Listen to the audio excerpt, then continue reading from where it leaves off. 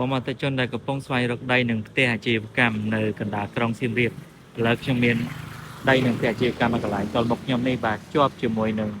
បាទ Smart Kids សាលាអន្តរជាតិបាទហើយ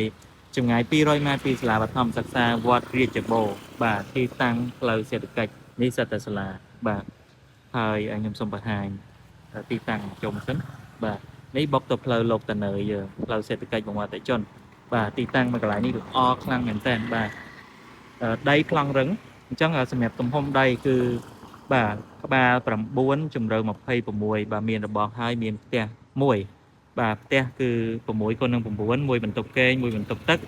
បាទមានកន្លែងទទួលភ្ញៀវមួយហើយអាចឡើងមកជាន់ខាងលើបានបាទសម្រាប់តម្លៃក៏ពិសេសដែរត្រឹមតែ$185,000ចរចាបាទទីតាំងមួយកន្លែងនេះគឺស្អាតខ្លាំងមែនតើបាទអាចប្រកបអាជីវកម្មបានបងប្អូនអតិថិជនអាចកែច្នៃ renovate ផ្ទះនេះឬក៏អាចធ្វើផ្ទះបាទអាជីវកម្មពីរល្វែងបានមកស្អាតតែម្ដងបាទសម្រាប់ព័ត៌មានលម្អិតឬក៏បងប្អូនមានចំណាប់អារម្មណ៍អាច contact មកបងប្អូនបានតាមលេខខាងលើបាទអរគុណជំរាបលាបាទ